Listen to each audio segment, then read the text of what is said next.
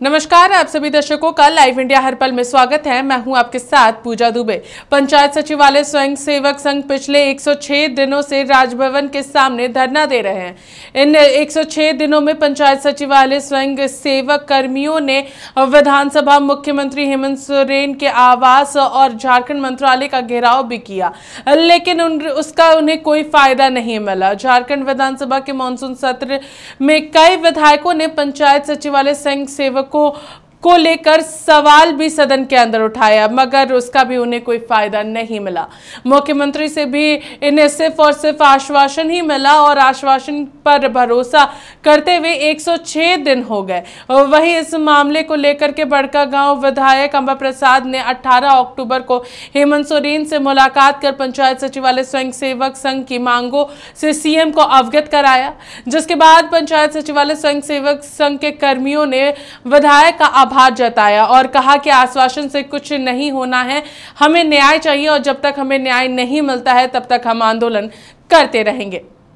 क्या लगता है? जी बिल्कुल, हमने उनको आश्वस्त किया था कि हम माननीय मुख्यमंत्री जी से उनके डेलीगेशन को मिलाएंगे। अभी हमने उस बात को भी रखा है, तो जब भी डेट मिलेगा अभी कमिंग डेज़ में, क्योंकि दुर्गा पूजा है तो इस बीच में थोड़ा डेट एकोमोडेट करना पड़ेगा, उस तरह से हम उनको बुला के और फिर आगे का काम करेंगे। बातचीत हुई क्या आज? हाँ बिल्कुल, हम सभी लोग, आलमगीर आलम सर भी थे, उनसे भी हमने रिक्वेस्ट किया। वो बोले सामने यहाँ पे हम लोग बात करते हैं। फिर हम लोग सब गए थे, माननीय मुख्यमंत्री जी से भी बात रखे हैं, तो वो भी बोले कि हम लोग एक एक करके सबका सॉल्व करेंगे। जातीय जनगणना पे जो है गुरदास बोलते कि जातीय जनगणना कराना केंद्र सरकार का काम है, राज्य सरकार नहीं करा सकती। आर्थिक सर्वेक्षण की वो बात देखिए, वो इसलिए इस तरह से कह रही है क्योंकि एक तो केंद्र सरकार इस तरह का कोई भी काम नहीं कर रही है, और ऊपर से आप देखिए बिहार में जिस तरह से जातीय जनगणना हुआ है, तो ये लोग बस सोच रहे हैं कि कहीं ऐसा ना हो कि राज्य सरकार भी कराए, तो ताकि लोगों का सपोर्ट नहीं मिले उसमें, ये सोचते हुए कि केंद्र सरकार को कराना है तो बेफिजूल राज्य सरकार करा रही है। तो इस तरह से बीजेपी के लोग गुमराह करते रहते हैं, हमें उनके बात में आना नहीं है। ये एक लंबे समय से जो एक बड़ा समुदाय जो अन्याय झेल रहा है, जब से झारखंड बना है तब से जो अभाव इस तरह का जो आरक्षण का रह रहा है एक बड़े समुदाय के साथ, मुझे लगता है यहाँ पे विशेष रूप से झारखंड में सबसे ज़्यादा ज़रूरी है जातीय जनगणना कराना। देखिए, ये खुशी की बात है कि हम सभी का जो आज 106 दिन का जो धरना प्रदर्शन है, पूर्व में भी केएन त्रिपाठी और अन्य जो सत्ता पक्ष के जो नेता हैं वे मिलते रहे हैं और उन लोगों से आश्वासन मिलता रहा है। लेकिन चूँकि अंबा प्रसाद अभी सत्ता में विधायक हैं, नहीं, मामला उन्होंने कैबिनेट की बैठक में उठाया। हाँ, कि उनको हम लोग सहृदय धन्यवाद देते हैं इस कार्य के लिए कि उन्होंने हम सभी का बात उठाया। और रह गई बात कि जिस तरीके से हम सभी के अध्यक्ष महोदय से बात सुने कि जब तक यह कार्यक्रम हम लोगों का जो लिखित में नहीं परिपूर्ण होता है तब तक हम सब आंदोलनरत रहेंगे। और फिलहाल जो प्रदेश का जो कमेटी निर्धारित की है नंग धड़ंग प्रदर्शन का, अगर नहीं होता है तो उसके बाद हम सभी आलमगीर आलम माननीय मंत्री ग्राम पंचायती अधिकार का उनके घर के आवास के सामने नंग धड़ंग प्रदर्शन करेंगे। देख रहे कि सरकार ने कई कठिन ऐसे फैसले जो लिए हैं। जी, अभी अबुआ आवास का भी नहीं, बिल्कुल सरकार तो सब जान रहा है कि लोक कल्याणकारी सरकार है। हम सभी भी आज भी उनसे उम्मीद है। देखिए, सरकार किसी का भी रहे, हम लोग सरकार के ही कार्य को परिपूर्ण करने के लिए चुने गए थे।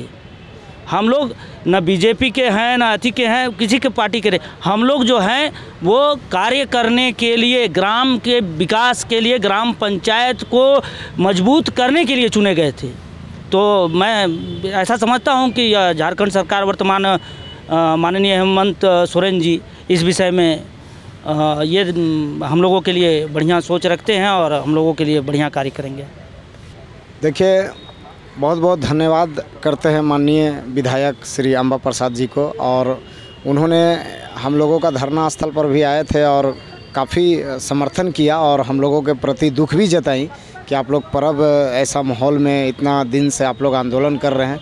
और उन्होंने स्पष्ट तौर पर अपनी बातों से बताया कि सरकार बहुत संवेदनशील है आप लोगों की मांगों को लेकर और बहुत जल्द सरकार जो है आप लोगों की मांग को पूरा करेगी। और उन्होंने आश्वस्त किया था कि दुर्गा पूजा से पहले नहीं होगा तो एक डेलीगेशन को माननीय मुख्यमंत्री जी से मिलाएंगे। तो चलिए कम से कम वो प्रयास किए हैं।